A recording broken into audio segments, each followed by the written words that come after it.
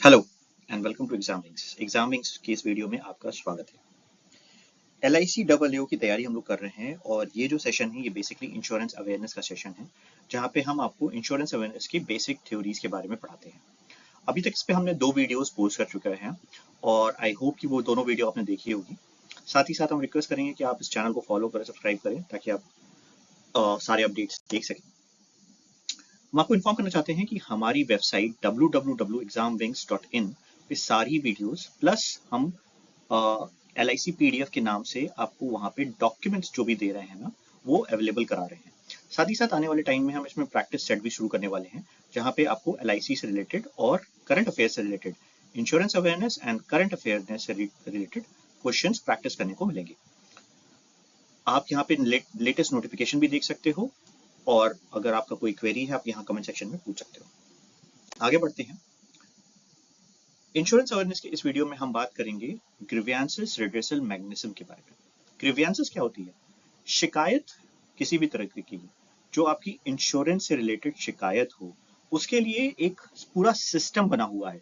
ठीक है, basic system ये है कि जिससे भी आपने इंश्योरेंस लिया हुआ है उसको आप कंप्लेन कर सकते हो कि मुझे ये शिकायत है, मेरे को रिस्पॉन्स नहीं मिल रहा, मेरा प्रीमियम राइट टाइम पे नहीं कट हो रहा, मेरा प्रीमियम कट गया, मुझे उसके बेनिफिट्स नहीं मिल रहे, या फिर आपको क्लेम में कोई दिक्कत आ रही है, किसी भी तरीके की दिक्कत है, आपका नाम नहीं अपडेट हो रहा, कुछ भी चीजें जो आप बेसिक सपोर्ट के बाद भी आपका सॉल्यूशन नहीं मिल रहा है, वो ग्रीवियंस रिड्रेसल के अंदर आता है। और इसका जो मैकेनिज्म है उसके बारे में, मैकेनिज्म मतलब पूरा का पूरा जो सिस्टम है उसके बारे में इस वीडियो में हम बात करेंगे। तो सबसे पहले तो जरूरत पड़ती है कि भाई इसकी जरूरत क्या है, ग्रीवियंस रिड्रेसल की जरूरत क्या है। क्योंकि एक सर्विस इंडस्ट्री है, ठीक है, ये हमेशा याद रखना, इंश्योरेंस इज अ सर्विस, क्योंकि आप कोई सर्विस दे रहे हो, आप कोई सामान थोड़ी ना दे देते हो। देखो भाई, कार है तो आप कार बेच देते हो, तो आप एक प्रोडक्ट बेचे। आप फोन दिए किसी को पैसा लेके, तो आपने उसको फोन बेचा, प्रोडक्ट दिया। बट यहाँ पे कोई सामान नहीं जाता, यहाँ आपकी सर्विस जाती है। तो सर्विस क्या है कि हम आपके इस इवेंट में हम आपसे पैसा ले रहे हैं और हम आपको क्लेम देंगे। ठीक है, कोई प्रोडक्ट नहीं जाएगा। We promise, where promise is intangible, किसी गुड से रिलेटेड नहीं होता। टेंजिबल जो चल अचल प्रॉपर्टी होती है ना, चल क्या होती है? जो मूवेबल होती है। अचल जो होती है इंटेंजिबल, जिसको कहते हैं जिसको कोई मूव नहीं कर सकता, कोई सिस्टम नहीं है उसका। ठीक है, तो पॉलिसी होल्डर के पास दिक्कतें क्या क्या आती हैं? सबसे पहली दिक्कत, जो सबसे इंपॉर्टेंट, जो सबसे क्रूशियल दिक्कत होती है, वो होती है delay in settlement of claims. तो लाइफ इंश्योरेंस में क्लेम्स क्या होते हैं? जब किसी की डेथ हो जाती है।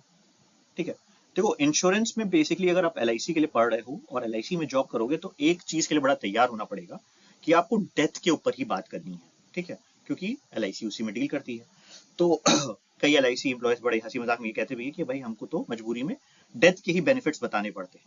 तो ये फैक्ट है। तो एक तरीके से आपको डेथ पे बात करनी है, तो थोड़ा सा उसके लिए स्ट्रांग रही है। Delay in settlement of claims, तो अगर क्लेम में सेटलमेंट में दिक्कत हो रही है या देर हो रही है, तो एक दिक्कत ये आती है पॉलिसी होल्डर को। दूसरा आता है कि कंपनी ने ये कह दिया कि हम नॉन सेटलमेंट करेंगे या outer rejection of the claim, या वो कह देते हैं कि नहीं, आपका जो क्लेम है वो गलत है, ये नहीं बनता क्लेम और आपको पैसा नहीं मिलेगा।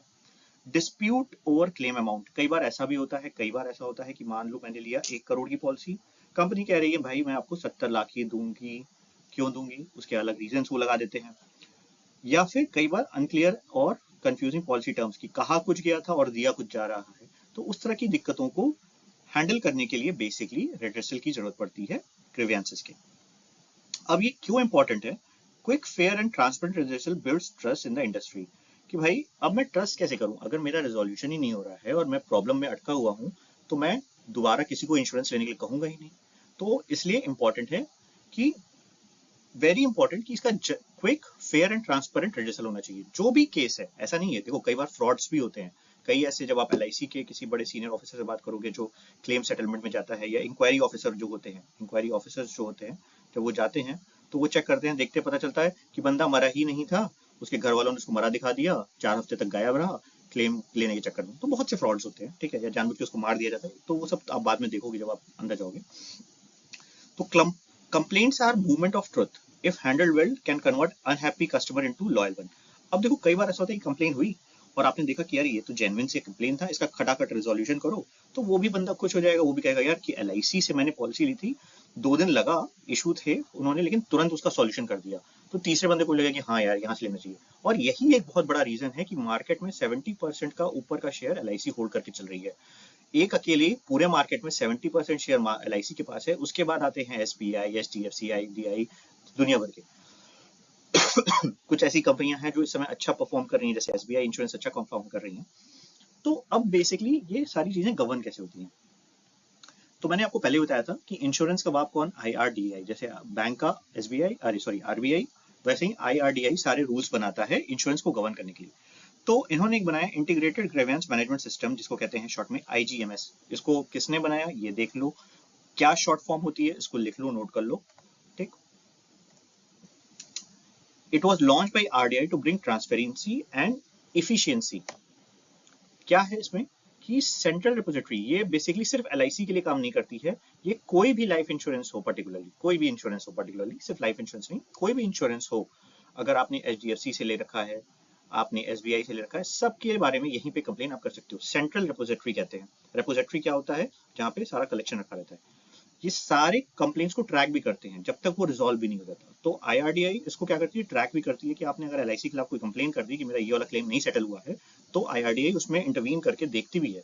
अब इसमें प्रोसेस क्या होता है, policy holder must first approach the insurance grievance cells. सबसे पहले आपको कैसे करना है, आप सीधे सीधे IRDA में नहीं जाते हो, सबसे पहले आप उसी इंश्योरेंस प्रोवाइडर के पास जाते हो, उनका एक सेल होता है ग्रीवियंस का, उसके पास जाते हो कि कहते हो कि मुझे ये कंप्लेन है।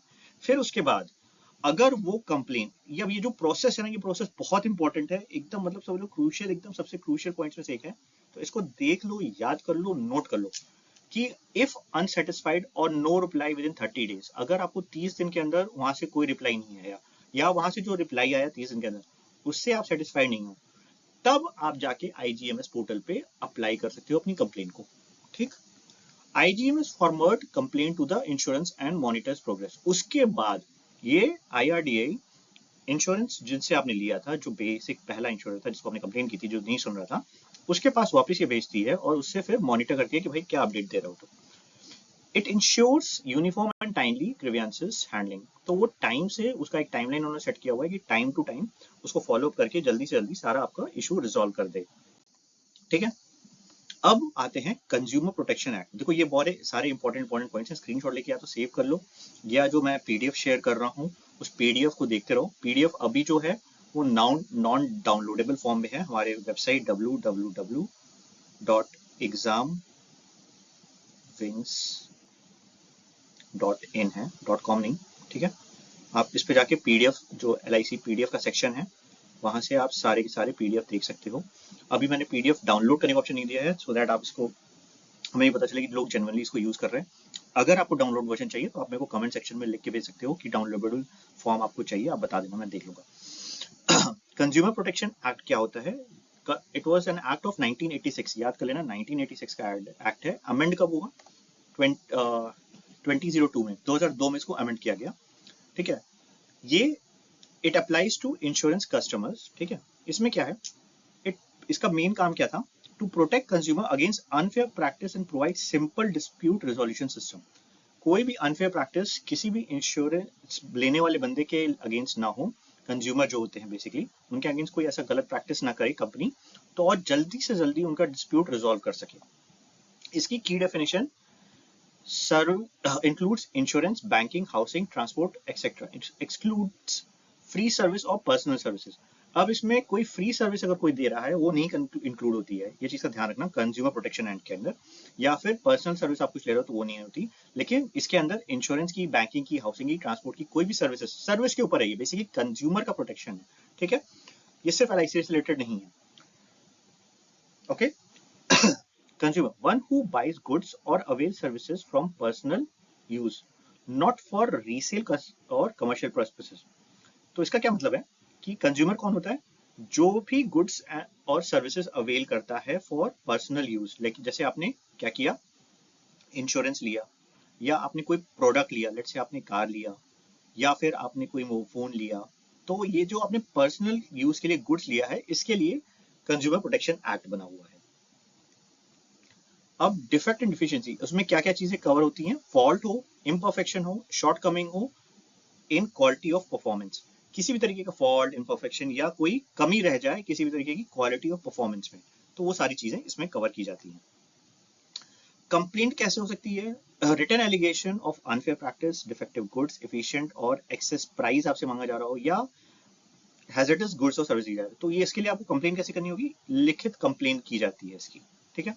अब अपने कंज्यूमर प्रोटेक्शन एक्ट में क्या पढ़ लिया, कंज्यूमर क्या होता है, सर्विस क्या होती है, और इसमें कंप्लेन कैसे की जाती है। अब कंज्यूमर डिस्प्यूट जो है, इसके बारे में थोड़ा सा मैं आपको बता देता हूँ। When opposite party denies allegation made in complaint, consumer dispute कब करता है? जब सामने वाला पार्टी, जैसे मैं इंश्योरेंस के पास, ऐसा है, ऐसा नहीं है कि मैं पहली बार में वहीं जाऊंगा, पहले मैं इंश्योरेंस पार्टी के पास जाऊंगा। अब वो जब मना कर देगा कि नहीं कोई कंप्लेन के लायक नहीं है, इनकी बात बेकार है, तब हम जाते हैं इनके अंडर और फिर कंप्लेन करते हैं और फिर ये फॉलो अप करते हैं। कंज्यूमर रिड्रेसल एजेंसी क्या होती है? इस पे अलग अलग लेवल की एजेंसी होती है। कोई भी इंश्योरेंस अगर आपका 20 लाख तक का है तो वो डिस्ट्रिक्ट फोरम में हैंडल होता है। It can order refund, compensation, replacement और स्टॉप अनफेयर ट्रीट। जो ये एजेंसी को राइट होता है, जो डिस्ट्रिक्ट फोरम का राइट होता है, वो जिसको कहते हैं डिस्ट्रिक्ट लेवल पे कंज्यूमर फोरम, ठीक। ये कितने लाख तक का? 20 लाख तक का मैटर डायरेक्टली हैंडल करके उसके ऊपर अपना कोई भी डिसीजन सुना सकते हैं, जिसमें वो रिफंड के लिए बोल सकते हैं, आपको कह सकते हैं कंपनी को कि भाई इसको कंपनसेट करो कि इसको बहुत मानसिक प्रताड़ना हुई है, तो इसका 1 लाख का सामान था, 20,000 रुपए को, 20,000 रुपए इसको मानसिक प्रताड़ना या इन सारी प्रॉब्लम्स के लिए दो। या कहेगा चलो इसकी टीवी खराब हो गई, टीवी ही चेंज कर दो, या कोई अनफेयर प्रैक्टिस है उसको ठीक करो। स्टेट कमीशन की बात करता हूँ, तो स्टेट कमीशन होता है, उसका जो ज्यूरिडिक्शन होता है वो 20 लाख रुपए से लेके 1 करोड़ तक का होता है। ये जो टर्म्स, नंबर ऑफ टर्म्स मैं बता रहा हूँ ना, 20 लाख, 1 करोड़, तो ये जरा याद करना, क्योंकि ये ही चीजें क्वेश्चंस आपको देखने को मिल सकती हैं थ्योरी पार्ट पे। कितना? 20 से 1 करोड़ तक का इनका हो सकता है। नेशनल कमीशन जो होता है उसका 1 करोड़ एंड अबव के ऊपर वो सुनता है, ठीक है। आपका 3 हो गया, डिस्ट्रिक्ट, स्टेट, नेशनल। अब इसकी बात ध्यान रखना, इसको करने के लिए आपको कोई फीस नहीं जमा करनी है। फाइल करने के लिए कोई फीस की रिक्वायरमेंट नहीं है, 0 फीस पे हो जाएगा। कैन बी फिल्ड पर्सनली और बाय पोस्ट से भी आप कर सकते हैं, तो ये देख लेना कि आप पोस्ट से कर सकते हो, यस ऑप्शन में करोगे, यस। इसमें लॉयर भी नहीं चाहिए होता है, आप खुद जाके कर सकते हो, अगर आप लॉयर रखना चाहो तो आप रख सकते हो, but no lawyer is needed. Forum has power like a civil court, तो वो कोर्ट ही की तरह काम करती है, बट वो फोरम कहलाती है, ठीक है। सिविल कोर्ट का उसका राइट्स होते हैं उसके पास। मैंने कोर्ट्स बता दिए। हम बात करते हैं इंश्योरेंस ओम्बड्समैन के बारे में। इंश्योरेंस ओम्बड्समैन एक्ट जो आया था, जो था वो 2017 में आया था, ठीक। अब इसमें क्या था कि special mechanism under insurance act 1938 plus IRDA act 1999 में इसका बेसिक पहला उल्लेख हुआ है, और ये जो अमेंड हुआ है 2017 में हुआ है, ठीक है। आईआरडीए एक्ट 1999 के अंदर इसकी बारे में बात हुई है। इसका मेन काम, हर बार जैसा हमने कहा क्या चीज है, रिड्रेसल की बात कर रहे हैं हम, तो हमारा quick, cost effective, impartial settlement जल्दी से जल्दी पॉलिसी होल्डर को मिल सके, और ये प्योरली इंश्योरेंस से रिलेटेड होगा, क्योंकि ये क्या है, इंश्योरेंस ओम्बड्समैन है, ठीक है। applies to personal lines of insurance like life, health, motor, home and small enterprise। इस तरह के जो भी इंश्योरेंस होंगे सब पे ये लागू होता है, ठीक है। When up to approach, अब इसमें एक बहुत बड़ा अच्छा क्वेश्चन आता है, कैसे? देखो, आफ्टर कंप्लेनिंग, जब आप, जो मैंने पहले चीज बताया, सबसे पहले आप कंप्लेन करोगे, इंश्योरर को नहीं सुनेगा, कंप्लेन रिजेक्ट हो जाएगी, या फिर कोई 30 दिन के अंदर रिप्लाई नहीं आएगा, जो पहला मैंने पहले बताया ना कि पहला रिजेक्ट हो जाए, दूसरा 30 दिन के अंदर कोई रिप्लाई नहीं आए, या जो रिप्लाई आए उससे आप ना खुश हो, उसने कहा कि नहीं भाई 1 करोड़ का मैं 70 लाख ही दूंगा, तो आप खुश नहीं हो उस चीज से, तब इन 3 केसेस में आप जा सकते हो। Complain must be filed with in 1 year of insurance rejection. मान लो उसने रिजेक्ट कर दिया आज, ऐसा नहीं है कि तुमको कल अप्लाई करना जरूरी है, लेकिन ओम्बड्समैन के अंदर आपको 1 साल के अंदर जाना होगा। 1 साल से डिले करोगे तो फिर आप उसके लिए एलिजिबल नहीं होगे। Not allowed if the case is already in court और फोरम। अगर आपने कोर्ट में या फोरम में ये केस डाला हुआ है, या इंश्योरर ने भी खुद ही डाला हुआ है, तो उस केस में आप ओम्बड्समैन के पास नहीं जा सकते हो। प्रोसीजर क्या है? रिटन कंप्लेंट, ये चीज याद रखना, written complaint signed by insured nominee legal heir, जो भी है जिसको भी मिलना है पैसा, वो इसको साइन होना चाहिए उसका, ठीक है। एक रिटन कंप्लेंट जाएगी, सारे फैक्ट्स उसमें डालने पड़ेंगे, डॉक्यूमेंट्स डालने पड़ेंगे, नेचर ऑफ लॉस, रिलीफ, जो भी आपको चाहिए, रिलीफ, आपको जो रिलीफ चाहिए, आपको क्या नुकसान हुआ है, वो सारी चीजें आपको कंप्लेन में एक प्रॉपर फुल फ्लेज डॉक्यूमेंट बना के आपको भेजना होगा, तब आपको ओम्बड्समैन का सारा चीज कंप्लेन में आएगा। ओम्बड्समैन क्या होता है? Basically act as a mediator और काउंसलर, वो एक बंदा होता है, असाइन किया जाता है बाई आईआरडीए और बाई द इंश्योरर, ठीक है। He makes recommendation within 1 month. अब जो पहले हुआ, लेट्स से आपने इंश्योरेंस को कंप्लेन किया, इंश्योरेंस को कंप्लेन किया, 30 डेज तक नो रिप्लाई था, आप गए ओम्बड्समैन के बाद, ओम्बड्समैन 30 डेज में अपना मतलब 1 महीने में अपना रिकमेंडेशन देगा और complaint has 15 days to be accepted. Complaint को 15 दिन के अंदर उसको एक्सेप्ट करना होगा, ठीक है। If mediation fails, ombudsman passes an award binding to insurer. अब इसका ध्यान रखना कि मान लो पहले वो समझौता कराने की कोशिश करेगा, वो भी कोशिश करते हैं कि चलो अगर आपका किसी कारण से उन्होंने रिजेक्ट किया, लेट्स से आपका 1 करोड़ का बीमा था, उसी बात करते हैं, उन्होंने इंश्योरेंस वाले ने कहा कि 70 लाख देंगे क्योंकि आप सिगरेट पीते थे, आपको ये बीमारी थी, आपने छुपा दिया, ये सब हो गया, ठीक। ओम्बड्समैन कहेगा नहीं 70 नहीं यार, 85 पे सेटलमेंट कर लो। इंश्योरेंस मना कर दे, ठीक है कि नहीं हम 85 नहीं देंगे, हम तो 70 ही देंगे। तब ओम्बड्समैन कहेगा कि ठीक है मैं ऑर्डर पास कर रहा हूँ, जो अवार्ड को कह रहे हो ना, ये बाइंडिंग होगी, इसको फॉलो ही करना पड़ेगा। अवार्ड फीचर्स में मैक्सिमम अवार्ड इनको 30 लाख का है। अभी जैसे ये मैं एग्जांपल दे रहा था, इसको मत काउंट करना, एग्जांपल दे रहा था, ठीक है। सारे एक्सपेंसेस मिला के वो 30 लाख तक का ओम्बड्समैन ऑर्डर दे सकता है। Must be issued with in 3 months of receiving all the requirements. जो भी जैसे, क्योंकि क्या होता है कि जब आपने कंप्लेन की, इंश्योरेंस वाले ने कंप्लेन ली, इंश्योरेंस के पास फिर टाइम होता है कि भाई कुछ दिन में अपना रिस्पॉन्स दो कि क्यों तुमने रिजेक्ट किया, तो फिर वो रिजेक्ट करेगा। तो कुल मिला के पूरा प्रोसेस करने का ये जो टाइम होता है 3 months of receiving the all requirements. तो रिक्वायरमेंट्स रिसीव करने के 3 महीने बाद तक उसको अपना देना है। और जो भी वो फाइनल डिसीजन होगा इंश्योरर को, मतलब इंश्योरेंस कंपनी को 30 दिन के अंदर उसको फॉलो करना होगा। इंटरेस्ट में be added if claim settlement was delayed beyond regulation. अगर लेट्स से कि उसने कहा कि 25 लाख रुपए इसको दो और उसने इंश्योरेंस कंपनी ने 30 दिन के अंदर नहीं दिया, तो इस पे फिर उसको इंटरेस्ट भी मिलेगा, ठीक है। Categories of consumer dispute in insurance, किस तरह की कैटेगरीज होती है? डिले इन सेटलमेंट हो गया कि सेटलमेंट में डिले हो गया। रेपुटेशन, ये वर्ड याद कर लेना, रेपुटेशन क्या होता है? डिनायल ऑफ क्लेम, कि देंगे ही नहीं, 1 भी रुपया नहीं देंगे। उसने कहा कि उसका डेथ हुआ जबकि उसकी पता चला डेथ ही नहीं हुई है, पता चल गया, या जानबूझ के उसको मारवाया गया सिर्फ पैसा लेने के लिए। डिस्प्यूट ओवर क्लेम, कि किसको मिलेगा, डिस्प्यूट इस तरह के हो सकते हैं कि क्लेम कितना मिलेगा, किसको मिलेगा, ठीक है। उसके बाद पॉलिसी टर्म्स कंडीशन इंटरप्रिटेशन, कि इंश्योरेंस कंपनी कह रही है कि हमारा मतलब ये था बात का, आप इसका मतलब ये निकाल रहे हो, ठीक है। लेट्स से इंश्योरेंस ने कहा कि डिपेंडिंग ऑन मार्केट आपका पैसा जितना भी होगा, आपने 10 लाख का इंश्योरेंस लिया है, डिपेंडिंग ऑन मार्केट हम आपको 20 लाख तक दे सकते हैं, अप टू। और जो इंश्योरेंस जिसने कराया था वो कह रहा है कि मुझे तो 20 लाख ही चाहिए, ठीक है, 20 लाख ही चाहिए। तो ये अप टू वाले वर्ड को इसने इंटरप्रेट किया कि मुझे मिलेगा ही मिलेगा। इंश्योरेंस कंपनी कह रही है नहीं यार, उससे तक देंगे, 15 लाख देने को तैयार है। तो इस तरह की कंडीशन में इंटरप्रिटेशन क्या निकल रहा है उसका? प्रीमियम रिलेटेड कंप्लेंट हो सकती है कई बार, कि कुछ प्रीमियम की रिलेटेड कोई भी इस तरह की कंप्लेन हो। तो इन सारे केसेस में क्या होता है कि आपको इसमें रेजोल्यूशन मिल जाएगा। तो अब कुछ चीजों का ध्यान रखना है। एक, इंश्योरेंस ग्रीवेंस सेल्स क्या होती हैं? ऑनलाइन पोर्टल है आईजीएमएस। आईजीएमएस का फुल फॉर्म क्या है? CAPA 1936 act. 3 फोरम होते हैं, डिस्ट्रिक्ट लेवल पे 20 लाख तक, स्टेट पे 20 से 1 करोड़ और नेशनल पे 1 करोड़ से कितना ऊपर, 1 करोड़ या 1 करोड़ से ऊपर, ठीक। ओम्बड्समैन स्पेशल फास्टर रेड्यूशन, लेकिन वो 30 लाख तक का ही उसके पास राइट होता है।